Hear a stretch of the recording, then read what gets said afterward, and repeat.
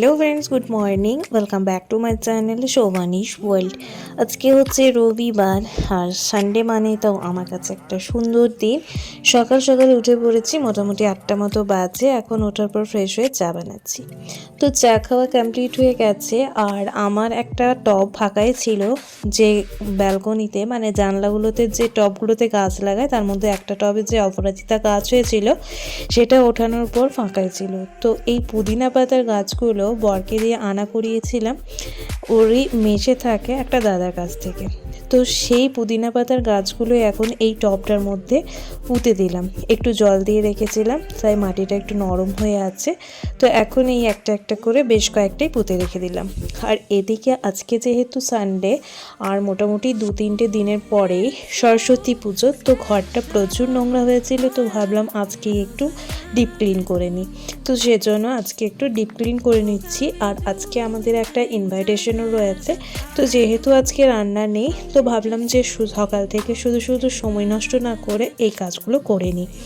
তো ঘর ঝাড়া মোটামুটি কমপ্লিট। এখন এই জিনিসগুলো গুছিয়ে রাখতে হবে, সব এদিক ওদিক হয়ে আছে। এখন ঘরটা শুধু মুছে পরিষ্কার করে নেব আর জিনিসগুলো একটু পরিষ্কার করে রেখে দেবো। আচ্ছা, প্রত্যেকটা দিন তো সময়ই থাকে না এই ডিপ ক্লিন করার, তো সেজন্য ভাবলাম ছুটির দিনে একটু ডিপ ক্লিন করে নিই। আর মিস্টার ঘোষ এদিকে ব্রেকফাস্ট বানিয়েছে ম্যাগি। যেহেতু ছুটির দিনে একটু অন্যরকম ব্রেকফাস্ট খেতে ইচ্ছে করে, তো আজকে আমি যেহেতু সময় পাইনি তাই মিস্টার ঘোষ নিজেই বানিয়েছে, ওর খাওয়া হয়ে গেছে আর এটা হচ্ছে আমার জন্য রাখা। তো আমিও এখন ম্যাগিটা খেয়ে নিতে এলাম, যেহেতু টিফিনটা করা হয়নি আর বেলা অনেকটাই গড়িয়ে গেছে, মোটামুটি 11টা মতো বাজে এখন। তো সেজন্য টিফিনটা আগে কমপ্লিট করতে এলাম। কমপ্লিট করার পর বাকি কাজগুলো সেরে নিয়ে ফ্রেশ হব। 2000 years later. আচ্ছা, এদিকে জিনিস গুছিয়ে রাখা, বিছানা পরিষ্কার করা, জানালা মোছা, যা যাবতীয় কাজ ছিল সবই করা কমপ্লিট হয়ে গেছে, মানে ডিপ ক্লিন করা কমপ্লিট হয়ে গেছে। শুধুমাত্র সোফাটা গোছানো বাকি রইলো, এটা পরে গুছিয়ে নেব। আচ্ছা, তো এখন বাজে 12টা 45 মতো। স্নান কমপ্লিট আমার। তো চুলগুলো শুকিয়ে নিচ্ছি। প্রথমেই বললাম যে আজকে একটু ইনভাইটেশন আছে, তো আমরা সবাই যাব ভোজবাড়ি, তো সেজন্য রেডি হতে হবে। আর ভিজে চুল নিয়ে যাওয়া খুবই মুশকিল, তাই চুলগুলো শুকিয়ে নিয়ে এখন শাড়ি পরে একদম রেডি হয়ে গেছি। দুপুরবেলা খুব একটা ডিপ মেকআপ করব না, জাস্ট একটু ফেস পাউডার আর লিপস্টিক, কাজল এইটুকুই ব্যবহার করব, আর বেশি কিছুই করব না। তো যাই হোক, রেডি হতে বেশিক্ষণ সময় লাগবে না, শাড়ি যেহেতু পরা হয়ে গেছে। তো ফাইনালি আমি একদম রেডি হয়ে গেছি, সিম্পলের মধ্যে রেডি হয়েছি আর বেশি কিছুই মেকআপ করিনি, জাস্ট নর্মাল যেটা লুক সেটাই রেখেছি।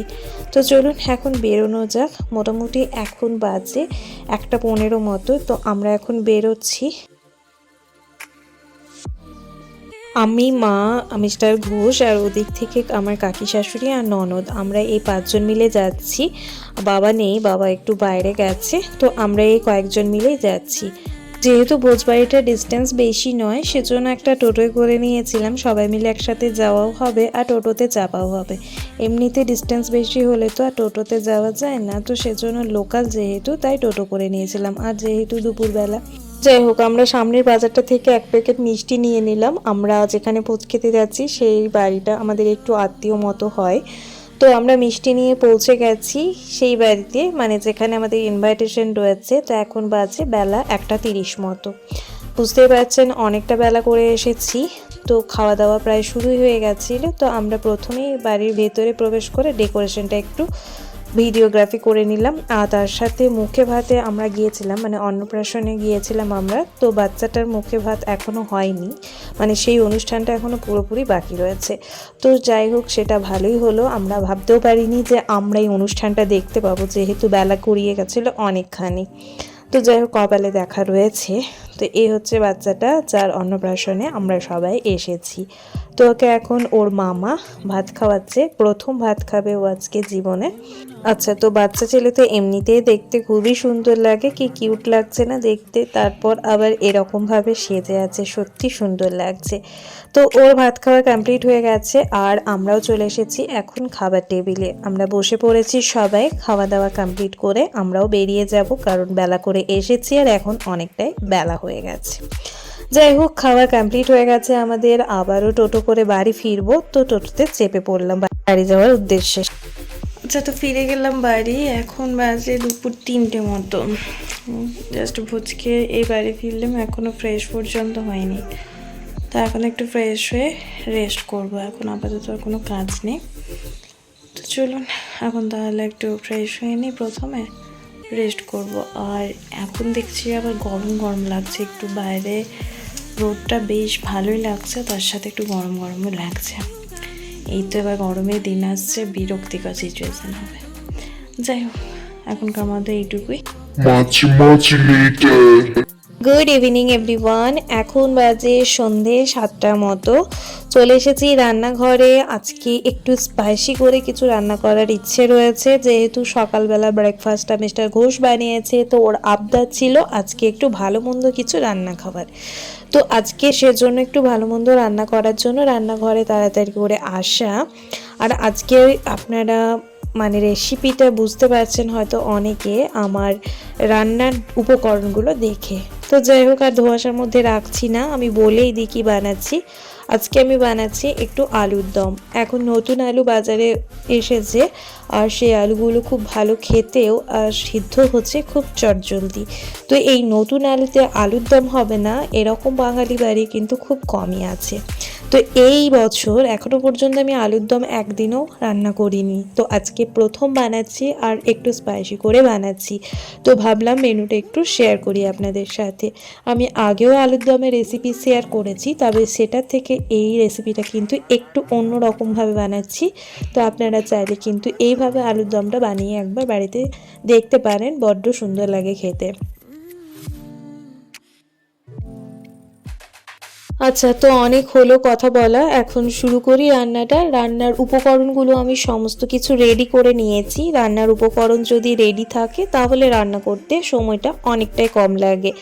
আর আমি যেহেতু ভিডিওগ্রাফি করছি, তো ভিডিও করতেও সুবিধে হয়। তো আমি এটা পুরোপুরি নিরামিষ আলুর দম বানাচ্ছি। আপনারা যদি কেউ নিরামিষ খান তো অবশ্যই এভাবে রেসিপিটি ট্রাই করতে পারেন। আমিষের থেকেও আমার মনে হয় নিরামিষ রান্নাটা বেশি ভালো হয় এই আলুর দমের ক্ষেত্রে কথা বলছি। অনেক রান্নায় আছে এমন যেগুলো নিরামিষ রান্নাটা বেশি ভালো লাগে পেঁয়াজ রসুনের দেওয়ার থেকে। তো যাই হোক, আলুগুলো প্রথমে আমি ভেজে নিচ্ছি একটু বেশ কড়াভাবে লাল লাল করে। আর প্রথমে আমি লো ফ্লেমে ভেজে নিচ্ছিলাম মোটামুটি 5 থেকে 6 মিনিট মতো ঢাকা চাপা দিয়ে। তার সাথে একটু লবণ ছড়িয়ে দিয়েছিলাম, তাই সিদ্ধ হয়ে যাবে অনেকটাই। তো আলুগুলো মোটামুটি লো ফ্লেমে মোটামুটি 4 থেকে 5 মিনিট ভাজার পর হাই ফ্লেমে আরও 2 থেকে 3 মিনিট ভেজে নেওয়ার পর আলুগুলো এখন তুলে নিলাম। এখন একটু হিং দিয়ে দিচ্ছি ফোড়নে, যেহেতু এখানে আমি কোনো আমিষ জিনিস ইউজ করছি না, মানে পেঁয়াজ রসুন, তো সেজন্য এখানে হিংটা ব্যবহার করলাম। আর তার সাথে দিয়ে দিলাম গোটা গরম মশলা, তেজপাতা, শুকনো লঙ্কা, তার সাথে একটু জিরে। তারপর একে একে দিয়ে দিলাম আদা কাঁচা লঙ্কার যে পেস্ট সেটা। তো ওদিকে ওটা তো মানে মশলাটা তো ওদিকে কষাতে দেওয়া আছে, তার সাথে আমি জল গরমও বসিয়ে দিলাম। জল গরম দিলে রান্নার স্বাদ কিন্তু ভালো হয়, তাই রান্নাতে মানে স্পাইসি করে রান্না করলে সবসময় জলটা গরম করে দেওয়ার চেষ্টা করবেন, তাতে সবজির টেস্টটা বড্ড ভালো আসে। কিন্তু শীতকালের সিজন, শীতকালে ধনেপাতা, সবুজ মটরশুঁটি এগুলো তো রয়েছেই, যার জন্য আলুর দমের স্বাদ কিন্তু অনেকটাই বেড়ে যায় আর কি। তো আমি সমস্ত কিছু দিয়ে রান্নাটা করছি। আর হ্যাঁ, এখানে আমি শুধুমাত্র পুরো প্রসেসটাই দেখাচ্ছি, আমি কিন্তু কোনো উপকরণের পরিমাণ কিন্তু এখানে শেয়ার করছি না।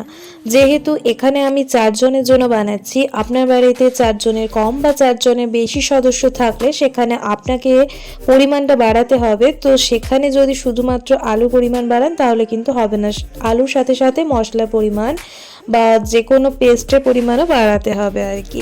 তো সেজন্য এখানে শুধুমাত্র আমি উপকরণগুলো বলে দিচ্ছি আর তার সাথে রান্নার প্রসেসটা শেয়ার করছি।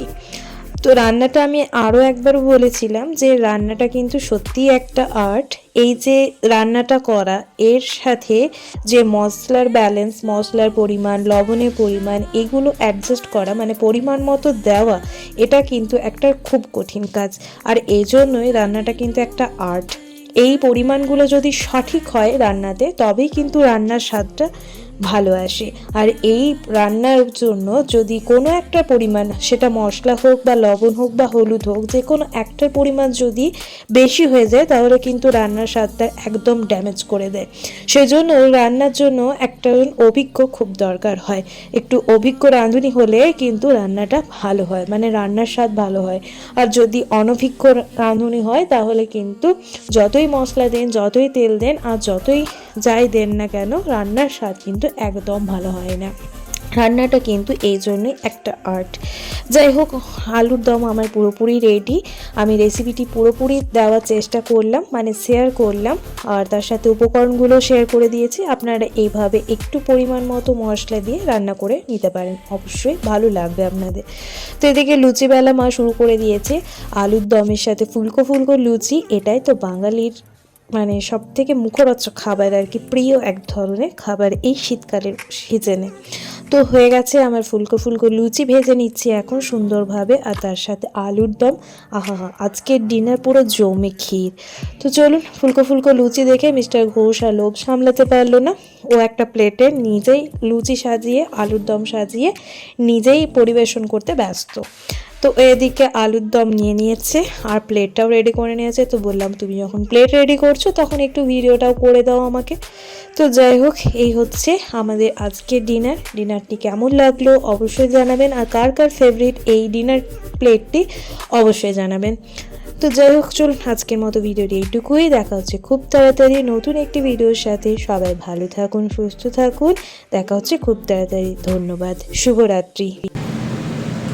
সুন্দর, কি হয়েছে?